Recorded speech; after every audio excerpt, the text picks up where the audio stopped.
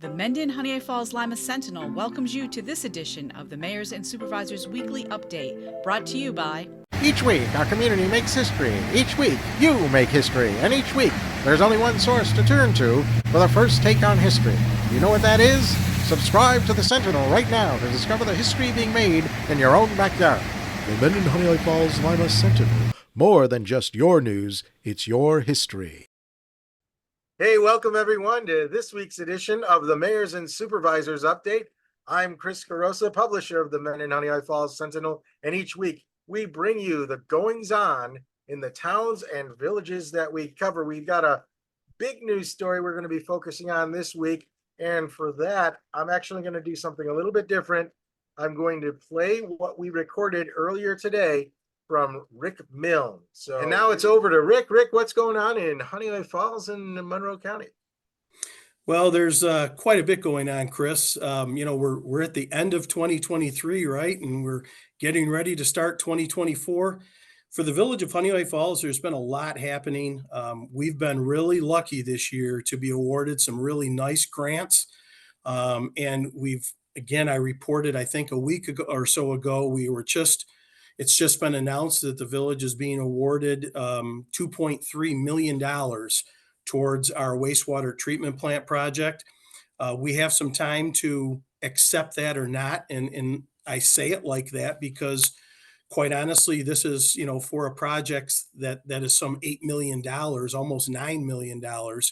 And while that grant is really good, we're actually going after a bigger grant because we really don't want to have to come to our residents to talk about this major wastewater treatment plant upgrade that really must be done, but we have to be able to pay for it. So there's been a lot happening with the village, really towards the end of this year.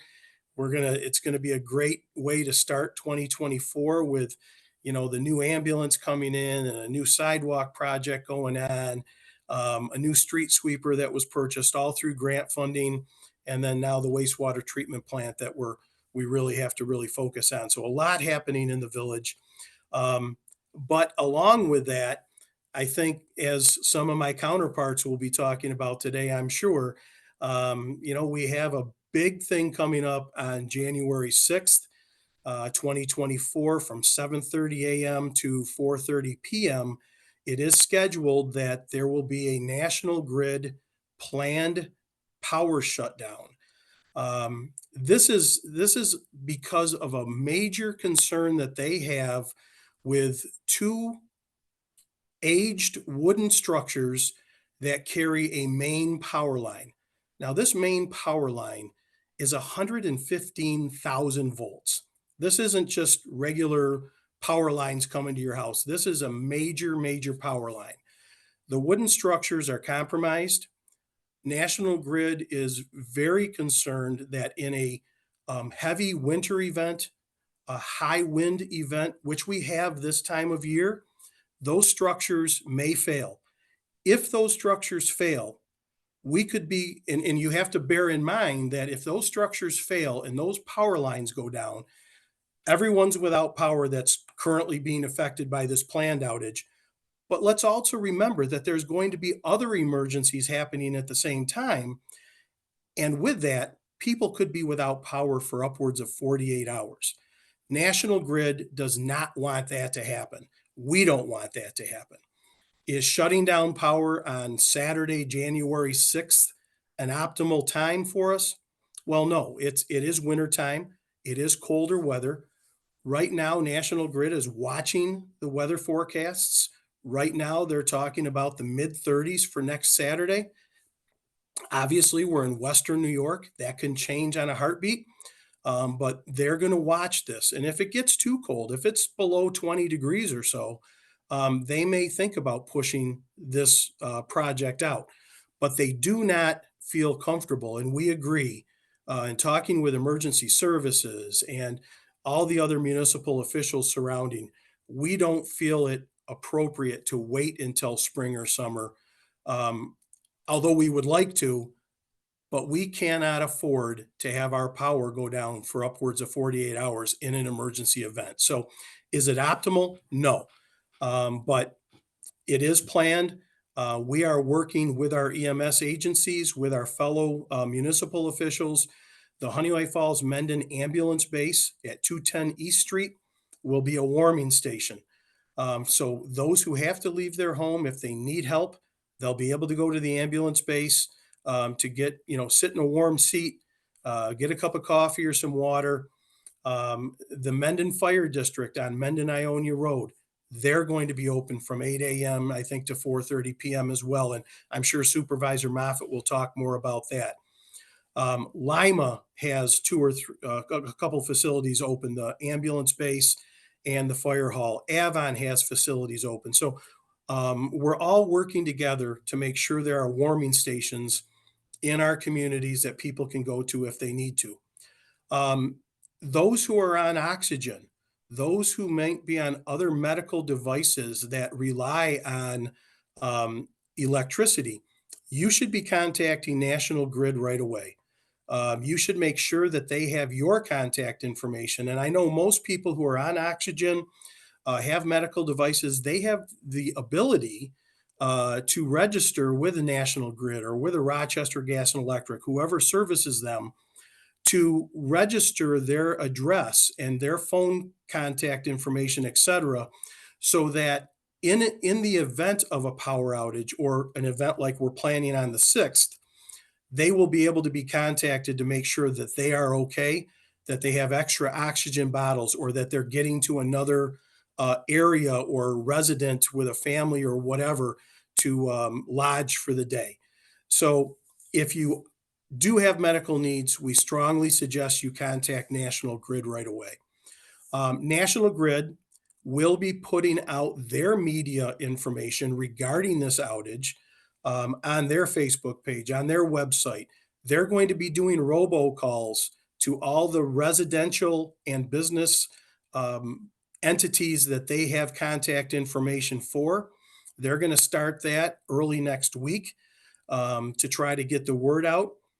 Their information should be on their webpage and on their Facebook page later on Friday, the 29th.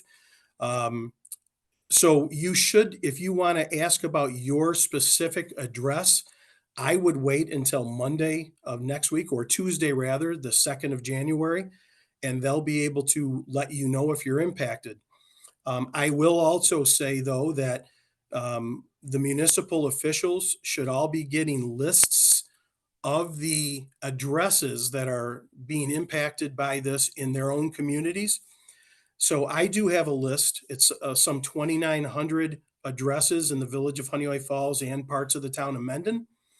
I think Supervisor Moffett has that as well. But for the village of Honeoye Falls residents, you are more than welcome to email me, and that's at mayor@villageofhoneoyefalls.org, or you can use a general email address, village@villageofhoneoyefalls.org. Let us know your address. We will try to get back to you with, information off the list and try to tell you if we see your home or your business impacted or not. But I will also caution everybody, it's a list.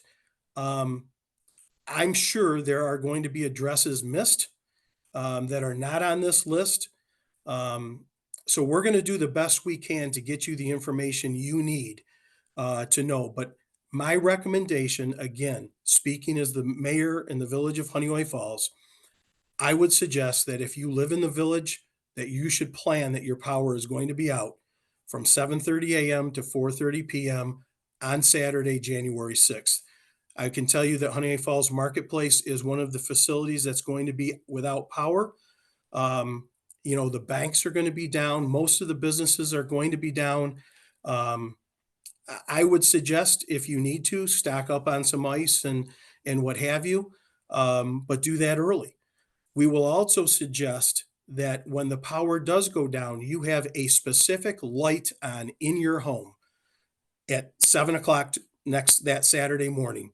So when the power goes off, you have everything turned off. Your TVs are off.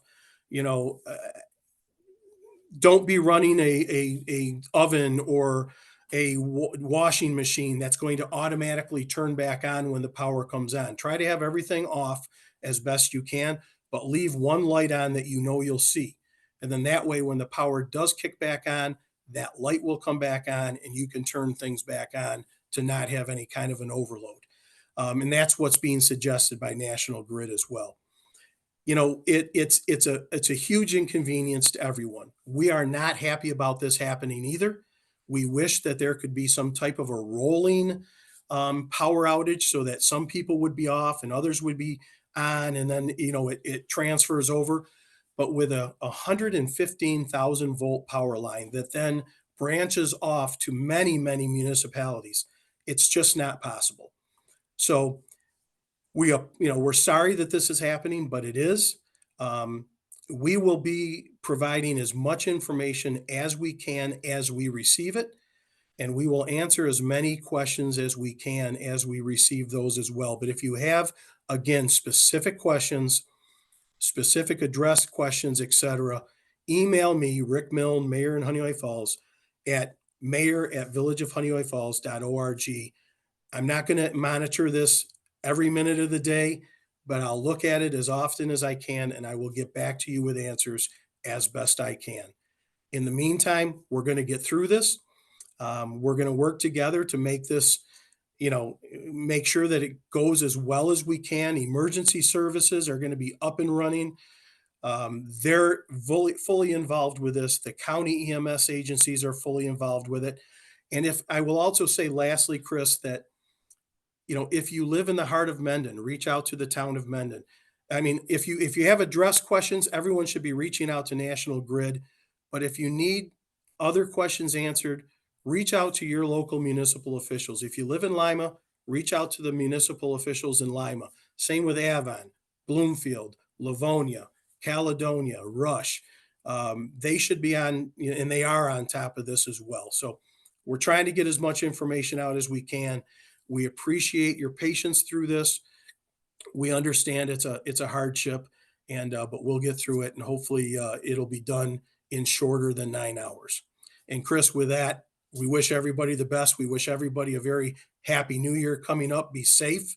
And again, be watching our website, our Facebook page, the Sentinel, etc., for more information on the January 6th power outage. Thanks, Chris. I appreciate it. Okay, well, thank you, Rick, for that. And now let's go over to Mike Falk in the town of Lima. Mike, what is cooking there? Well, Chris, the new year is upon us. I had some interesting things this past year in Lima, of course. Finished up the new dog park. We had a brand new pumpkin festival and a record attendance of 17,000 people at the Crossroads Festival this year. Looking forward to bigger things in 2024. With that, we did have a special meeting of the Lima Town Board on the 28th to tie up some of the end of the year finances. We also rescinded the resolution to move forward with a map plan report for Water District 5. And in its place, we have set a date for a workshop.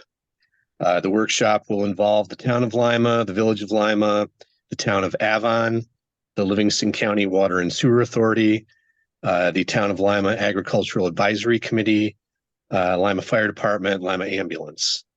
The workshop will be January 30th at 7:30 p.m. here at the town hall. We will take public comment at the end of the meeting, so everyone is welcome to attend. Regarding the upcoming power outage, yes, it's going to be very interesting, the test of all of our stuff. So if you are going to weather the storm, as it were, with your own generator, test it now.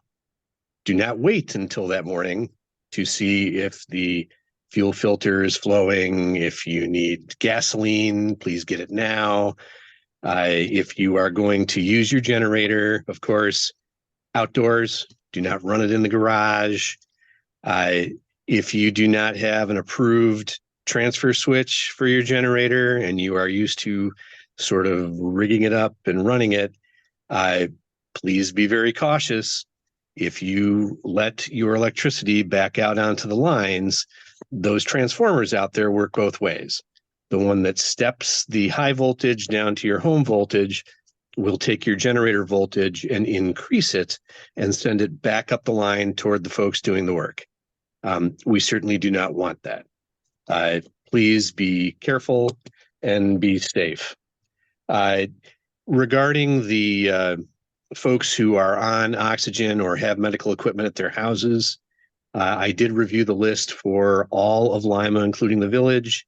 There are only 4 homes that are registered that way with National Grid. And in speaking with the ambulance and fire officials, we know that there are at least twice as many, probably more.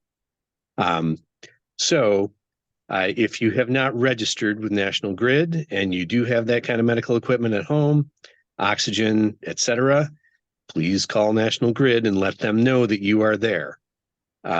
Otherwise, your power is going to, well, it's not that your power is not going to go out, but they will pay extra attention to you to make sure that you are notified and you know exactly what's going on. It's not like they'll be able to magically make your power stay on during the outage. And lastly, your friends and neighbors, they will also need your help during this outage. I'm sure that if you think for a moment, you can think of somebody who lives near you who may not be able to get around easily, who may not have a generator, who may need a hand putting their food in a cooler and sticking it outside, or who may need a ride to one of those warming shelters. Here in Lima, our primary warming shelter is over at the Lima ambulance base, and that'll be open with hot soup and blankets and all the other things, just like we had a year ago when the power went out just before Christmas. So last year, about 10% of the people that were out used the warming shelter. Came in, talked, charged up their phones, etc. If you didn't get to charge up your phone the night before, come to the warming shelter, plug your phone in, talk with folks, have some coffee.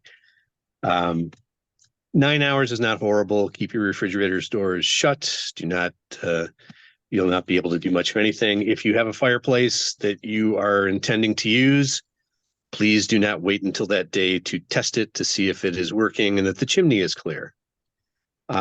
We expect that the fire departments will be probably pumping out people's basements when their sump pumps no longer have power. If your sump pump does have a bit of extra electricity, that's great.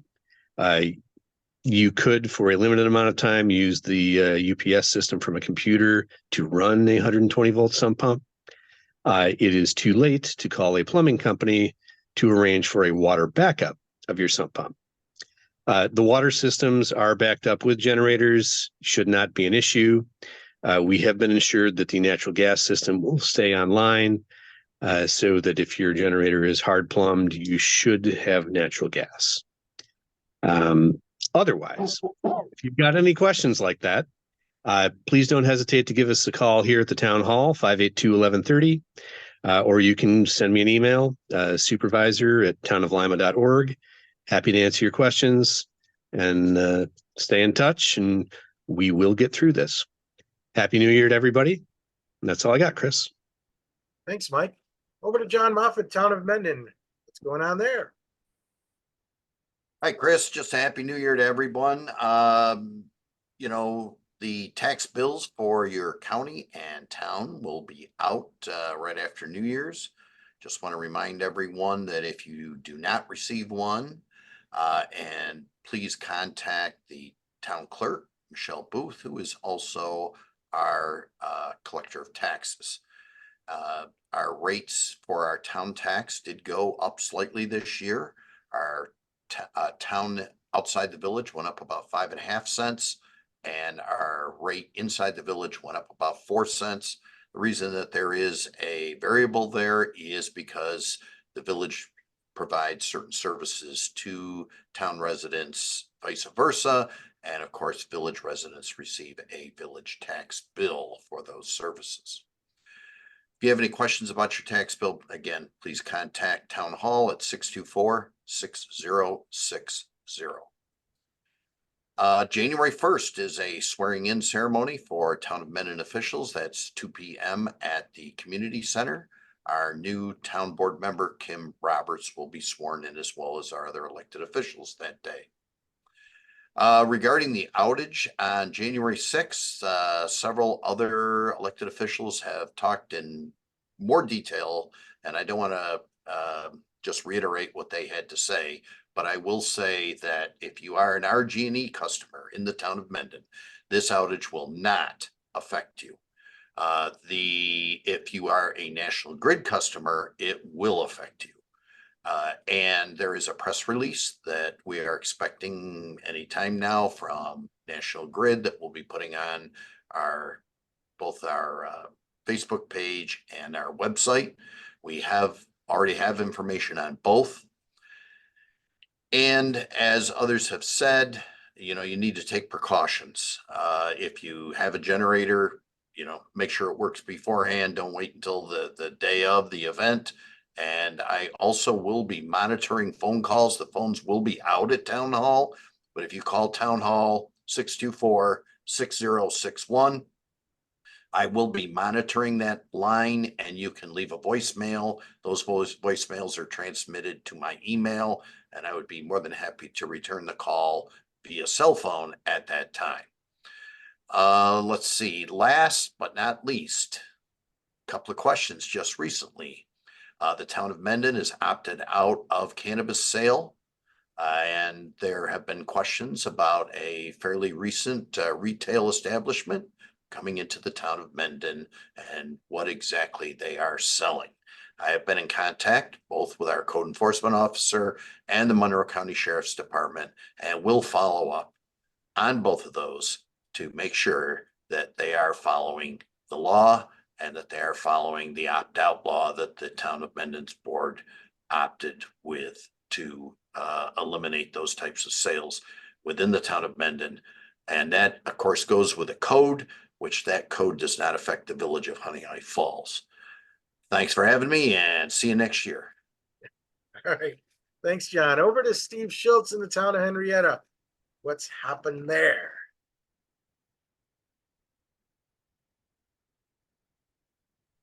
Sorry. It's with regards to the power outage. Again, I won't repeat all this stuff with regards to that. It affects only about 62 homes in the very southern part of town for Henrietta. We will have warming centers at the library, rec center, and senior center. So if you believe you're going to need special, it's during normal hours. If you think you might need something outside, please call ahead, and we'll see what we can potentially arrange. The last month has been pretty busy for the town of Henrietta with regards to real estate closings. So in December, we were able to come to a last minute deal for the clubhouse at Riverton. We were basically all set at the town board meeting to either pass a resolution authorizing the expenditure to construct a new clubhouse or to purchase the existing clubhouse.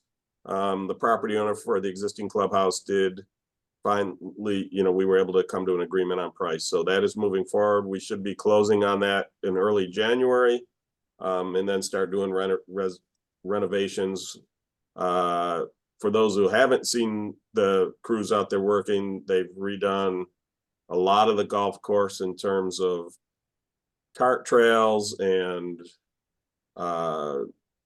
redid all of the sand traps. They've been putting in replacing the irrigation system. So all that should be done and ready to go. And we expect to be fully open, the municipal golf course open in the spring. We also then are closing it on our street lights that we are purchasing from RG&E and from National Grid. Most of them are in RG&E. Again, National Grid only covers a very small portion of town. There'll be about $26,000 savings per month between the energy savings and tariff savings. So that's how we're essentially paying for this. We essentially are purchasing them through a lease option. So it's a lease to own. And at the end of the lease, we will own those lights. The payment for the lease will come out of those savings, so there won't actually be any money expended from our coffers, so like I said, it will not affect tax rates. It'll help keep it down. We're closing in on our cell tower sale. The town has a cell tower in the DPW yard that was originally built by Sprint. At the end of their lease, the tower became ours. We went out to bid and found someone willing to buy it for over $1 million. So we're getting close to closing on that. That will be $1 million, which that money will help with a couple of our projects coming up, such as the new spray park that the town passed the referendum, ballot referendum this past fall. So we'll be working on the spray park. Our goal is to have it open by the summer. In this day and age of long lead times for parts, we're not sure that will be possible, but that's what we're shooting for. So more on that soon. And then we're also closing on land for a new Riverwalk trail. So to bring the Riverwalk around the golf course, we worked a deal with the developers to the east, did a land swap, and that's nearing completion. It was a long process because it involves parkland alienation, which has to go through Albany. But the governor did sign the bill approving the parkland alienation. And then because it was spent with federal dollars, it was additional work, long process, but it's coming to a close. Our town crews have been very busy, basically building new bathrooms in Breeze Park. And the roof trusses just went up. So hopefully, again, those will be open this spring. When they're done with those ones, they'll do the same for the new park in West Henrietta, Chapman Corner Park. And then they've also been installing a new wheelchair ramp and other ADA measures at Good Shepherd, so that our goal is to activate that as usable space, again, sometime this spring or summer. The idea is we'll be able to use it for community space, community theater, stuff like that, as well as we're looking at the possibility of renting it out, essentially like cabin space, only larger. Haven't worked out all the details of that, but before we could do any of that, it needed work in terms of, I'll call it de-churchifying, as well as making it accessible, because the way it currently is built, you couldn't get in the building in a wheelchair, or if you were in any way mobility impaired, it was really difficult. So, and there was also a very lack of restrooms, so we're resolving that as well. So that's the major work we've got going. Never a dull moment here, and but looking forward to closing out a bunch of these projects on the new year, and I'm sure I will be starting new ones once those are over. All right. Thank you very much, Steve. And then finally, last but certainly not least, we have Jerry from Rush. Jerry, how you doing and what's happening? Well, I think if you consider what the 5 previous speakers have said, that's basically what's going on in Rush, except in Rush, there's going to be about 99% of homes and businesses affected by the shutdown on January 6th. Our code enforcement officer, emergency services person has posted on our website all the information that we currently have. And we encourage people to call the town hall next week to get prepared for the shutdown. National Grid started the robocalls in Rush this morning. And we hope that everyone gets enough information so that it doesn't become a negative experience. Hard to see how it won't be, but it could get worse than better. And I can announce that the fire department is going to have a warming center at Station 1 on Rush Mendon Road. So I also understand that the ladies auxiliary is going to staff that facility. I don't know what they're going to offer in terms of food, but I do know they're going to have coffee, hot chocolate, things like that. So I won't speak any more about that because most of you have said things that I didn't even know about this upcoming event. I would also like to inform Rush residents that we have some new employees in the town of Rush, and I encourage everyone to come in and meet them. And even if you don't have business to conduct with them in the future, you might have, and it's nice to get to know them up front. And now that I've got the workforce the way I wanted it, I have decided to retire. And actually, I decided it a few months ago. And at 84 years of age, I think I have earned that opportunity to retire. I'm a lot older than most of my associates here, and I hope that they see fit to serve their communities as long as I have this one. But I want to enjoy some personal pursuits and hope that I can do that and enjoy doing it while I am doing it. So I want to especially thank Chris Carosa and his publishing company for providing this outlet for information to go to the communities, Lima, Mendon, Rush, Henrietta.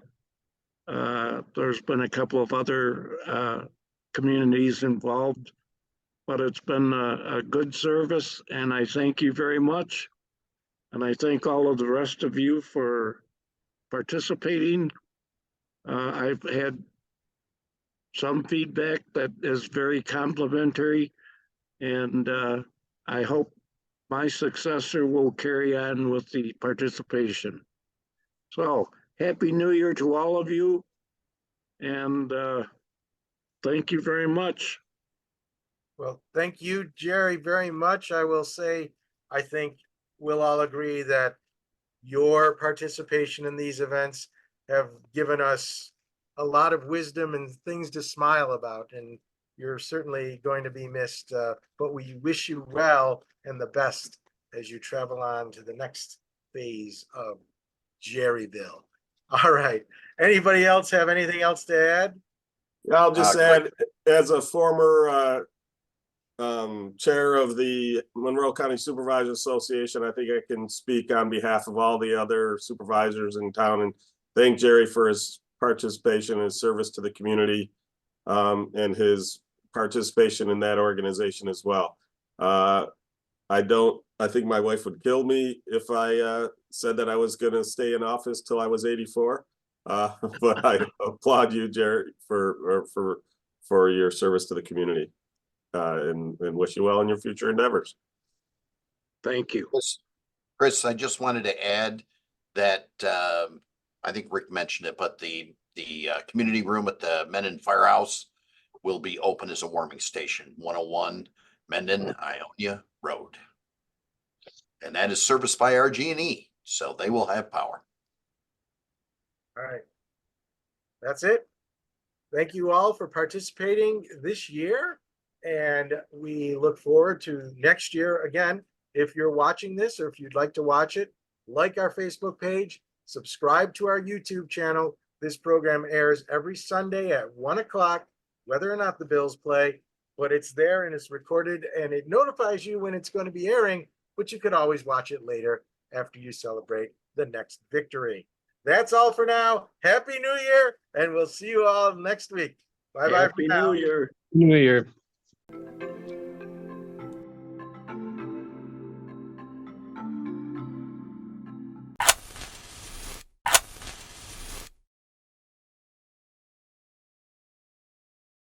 Imagine yourself communicating with a difference. Pan-Dimensional Solutions helps you do this. Whether live spectator events, taped broadcasts, or real-time audience-engaging programs, you can benefit immediately from the tools Pan-Dimensional Solutions will share with you. Do you want to make a difference? Contact us at pandimensional.com.